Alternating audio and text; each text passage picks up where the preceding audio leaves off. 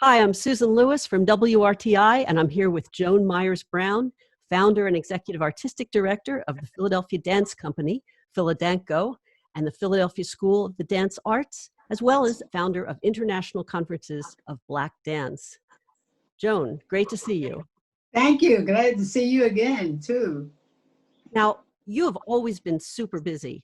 From the days you were studying ballet in high school and taking the train to New York, then working in the nightclub circuit and dancing and choreographing and performing with some of the biggest names like Sammy Davis Jr. and Cab Calloway. Then you came back to Philadelphia to teach kids in your neighborhood dance and ballet. And right. You've been reading my bio, right? I have. It's been fun. Good. And then 10 years later, 1970, you founded Philadanco. It's all right. You got it all right. Thank you. Well, and in 1988, you founded the International Conference of Black Dance. And among your many awards, you received the 2012 Medal of Arts presented by President Barack Obama, an award which recognized you for, quote, carving out an artistic haven for African-American dancers and choreographers to innovate, create, and share their unique visions with the national and global dance communities. It sounds pretty good, right? Yeah, it must have been pretty exciting. Yeah. Well, it was, I think one of the most exciting things in my life, I should say. I mean, you can't go any higher than the president. And Obama, I said, there'll never be a Black president in my lifetime. So it was quite an honor. Well deserved. And you just seem so busy all the time. Tell us about what happened when everything shut down around you. Where were you and what were you doing back in March? Actually, we were in Switzerland when I got the call that the president said you had X amount of time to get out of the country or you couldn't come into the United States. And at the middle of a performance, I told my kids, come on, pack up, we're leaving. Took a 6-hour bus ride from Switzerland to Germany to catch a flight out of Frankfurt. Then we took a 9-hour flight from Frankfurt to America, and we couldn't land in Philly because they weren't prepared for the evaluations for you to come into the country. So we had to get off in Newark and then wait for my daughter to send a bus to Newark to get us back to Philly. So it took us about a day and a half to get back. I did not want to be caught in Germany, Switzerland, or anywhere with someone else's children because I couldn't imagine being over there with 15 dancers with no jobs, nowhere to stay. It was just me. I might have been a little more adventurous, but I had to get those kids home. We got off the plane, we landed in Philly, and I was in my house ever since. Wow. Well, you got them all home safely. So what has life been like for you since then? Well, you know what? I'm busier than I ever wanted to be. I'm busier than I've ever been because everything is right here with me. You know, it's not like you can say, go get me. Have you seen, find that? It's all around. My living room is IABD, which the conference became the International Association of Blacks in there. Then my flop room is the Philadanco office. My dining room is my dance school office, and my kitchen is where I relax. So I go from room to room. I got a computer in one room, an iPad in another room, a cell phone if I can find it. And then I have my house phone and my doorbell.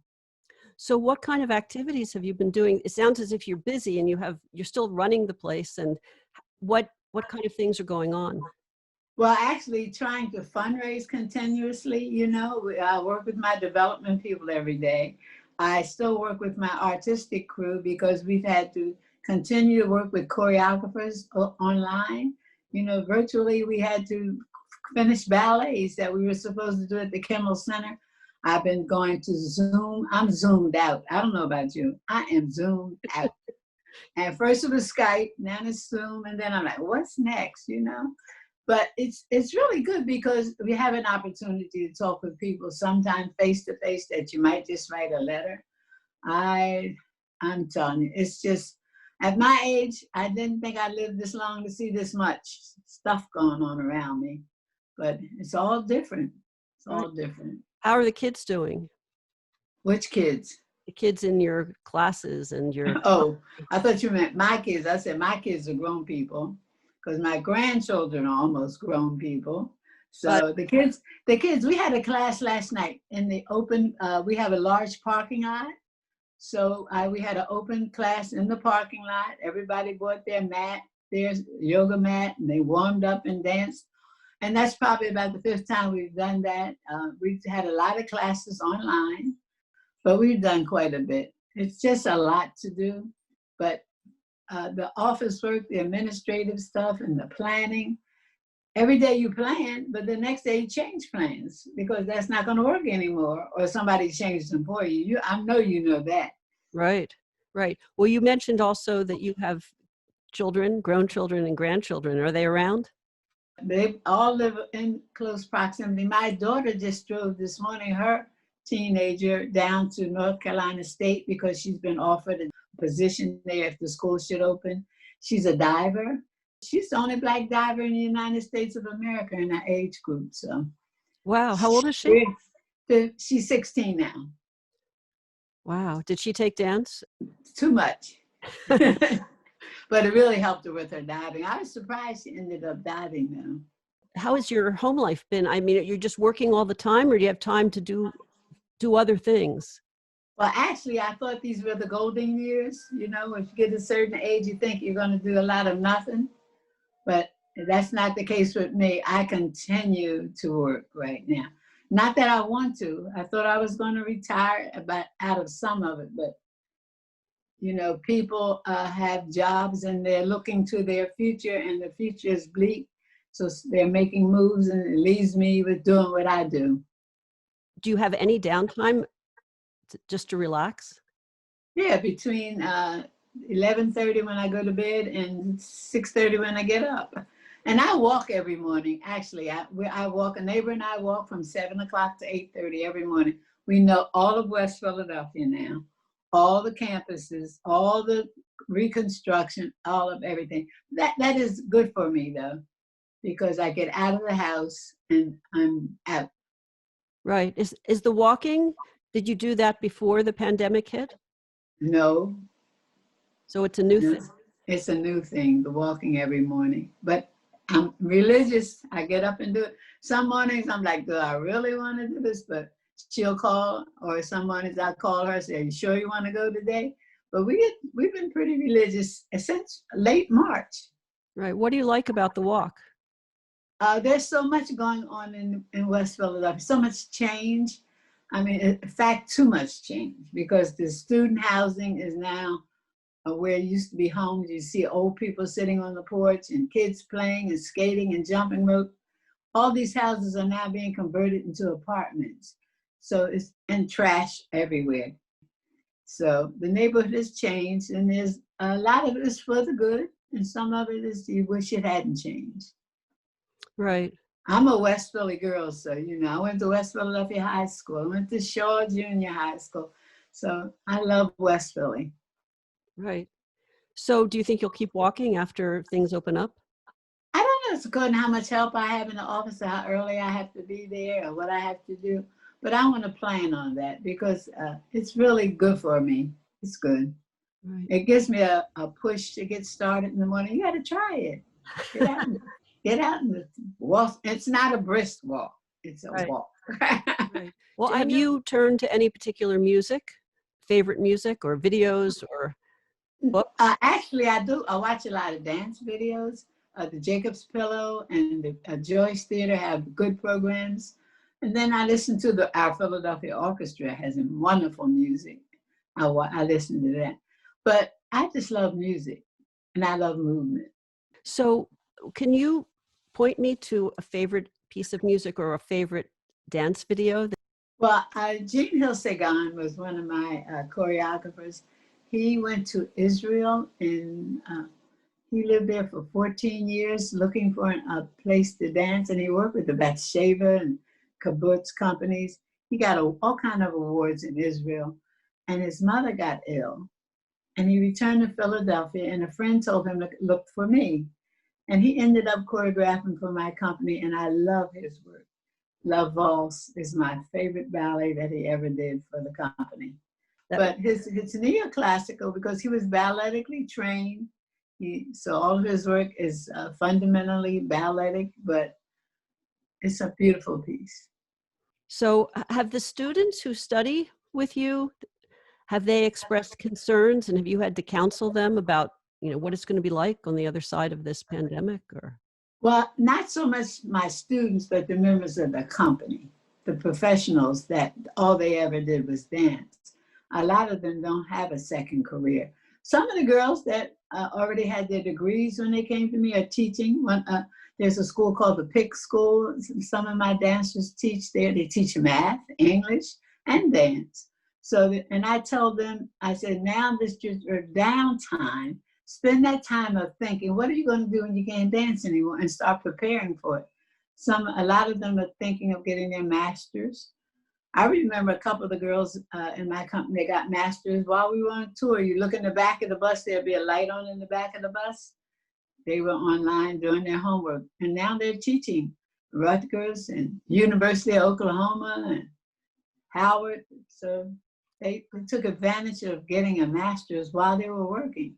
wow, well, I would think that learning dance and being strict about it and being disciplined and showing up on time and doing the homework required would apply and give you advantages, and no matter what you decided to do, even if you didn't do dance. Yeah, well, do you know Councilwoman Blondell Reynolds Brown? Yes, I do. She was one of my dancers, and she says all the time that having been a dancer and being under me, making the demands I make of them, not just, you don't just dance, there's responsibility to dance, that it really made a difference in her life and in her life skills, or her applying herself to her responsibilities.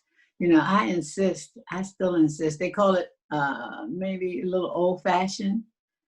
Kids now want to hit it right now. Let's get it and get it. And I make sure they get the groundwork done and are prepared for what the career requires. Right. So looking back, I mean, you were out performing in the nightclub circuit, and you decided to come home to start a neighborhood dance school.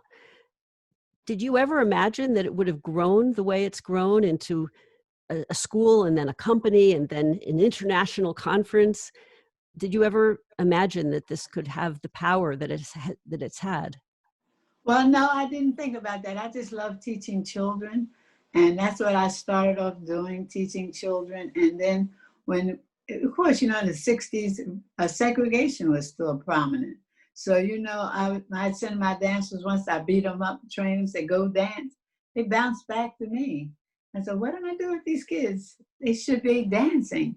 So that's why I started the company. And of course, I didn't want to call it Miss Jones Dance Company. So I said, well, maybe if I call it the Philadelphia Dance Company, I'll get some support. And it worked. But of course, I didn't like the Philadelphia Dance Company, and I didn't want it to be called ABT or DTH. So I came up with Philadanco, which a lot of people know Philadanco and don't know the Philadelphia Dance Company. Wow. Yes. Well, I understand that. I mean, now you've achieved recognition all over the world. Did you tell me the other day that you were getting an award from Macedonia this week? Yeah, we went to Macedonia 9 years ago. We were the first American company to ever dance in Macedonia, and of course, the first Black company. And we got to go to the gypsy camps and teach kids and do so much. So when Remisa called me and said that they were giving out this award, I'm like, from Macedonia? She said, I'm sorry you can't come because of the virus. She says, but we still want to present this award to you. Considering the amazing influence you've had on so many people worldwide, and despite all the obstacles that you were talking about, the segregation, you just kept going. What kept you going? And do you have a philosophy of life that you can counsel young people with today about how to keep going even when there are obstacles in your way?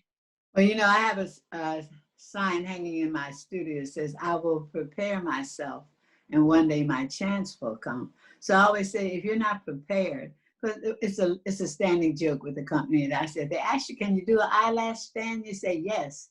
You have to be ready to do whatever they ask for, because you don't know where you're going to end up or what the job is going to require. It means you might dance for Beyonce, but it doesn't mean you still can't be in a ballet company if they're looking for, which I'm trying very hard to make the ballet companies be more integrated, because we think that the ballet company should look like America.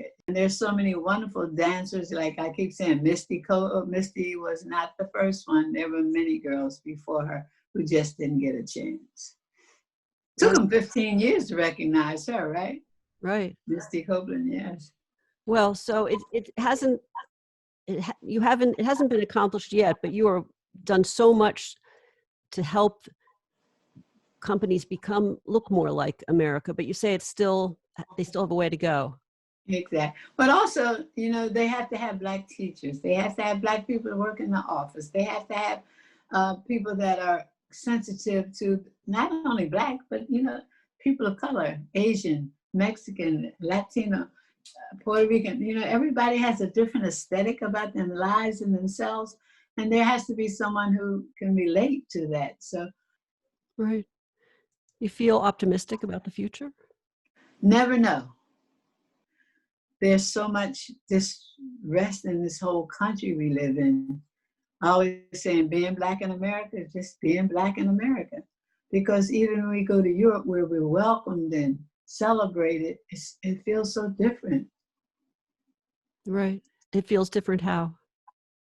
You just feel more comfortable and more at ease, My boys could walk the street in Germany at 1 and 2 o'clock in the morning looking for Pizza Hut, but without worrying about somebody stopping them. Why are you out? Where are you going?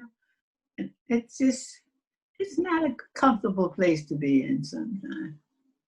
My daughter said, "Mom, don't you dare walk by yourself." I'm like, why not? Suppose you can't go. Just don't go. It's not safe, We shouldn't have to feel like that. But what can I say? I'm going to be, I thought about, I'll be 90 next year, even though I won't be 89 till this year. I like people say, oh, she looks good for her age.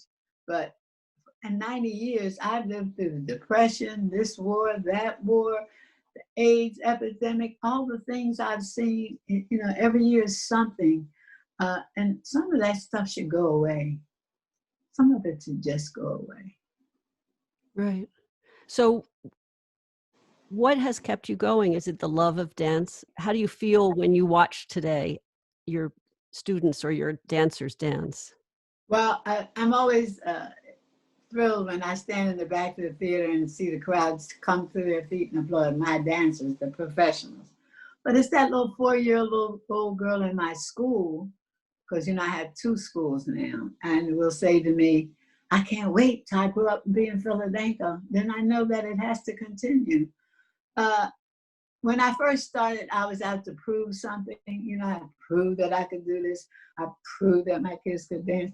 I got to prove that my budget wouldn't bounce. I don't worry about proving anything anymore. I just want to make sure that people get the opportunities that are available and that they're available for them. Right. Has there been anything you've discovered during this shutdown period that you didn't know before that you want to continue or think about? Personally, I know my neighbors because I usually left work so early in the morning, and then I would come back so late at night. I very seldom I knew my neighbors, and now when I have to just escape from my kitchen and just take a walk, I get to talk to some of my neighbors. I met a girl across the street. I had taught her mother. I taught her, and I'm teaching her daughter. I'm like, there's like 4 generations of me around. That sounds wonderful. Well, it sounds like you have a wonderful community, and you've done so much for the community and Philadelphia and dance in the country and the world. It's been wonderful talking to you. Thank you. I have to say there are some things in Philadelphia that have been good for me. The Kimmel Center has been so supportive of Philadanco. So there are many. Sandra Houghton, who runs Freedom Theater. So I've had a big support system. My parents at my school I got mothers whose kids have children. The mothers still volunteer to help me. So I'm lucky. I can't complain most of the time, but. Well, thanks so much for talking. Do you cook for yourself? Well, actually, my father was a chef, so I had to learn to cook. And during the war, back, as the kids say, back in the day, when after school I had to go home and start dinner, and I would experiment. So everybody says I'm a good cook. I'm not cooking too much right now. I get tired of cooking, you know. You have any favorite dishes to make? Of course, everybody likes spaghetti. Everybody likes spaghetti. I mean, I can eat spaghetti for 3 days without stopping, so I'm good. That's good. Well, you have a beautiful kitchen behind you right now. So thanks so much for talking. Well, And thank you. The time sort of flew by, didn't it? yes, it did. Well, I thank you for taking the time to talk to me and talk about what I do, and I appreciate it so much. Well, thanks so much. You're quite welcome.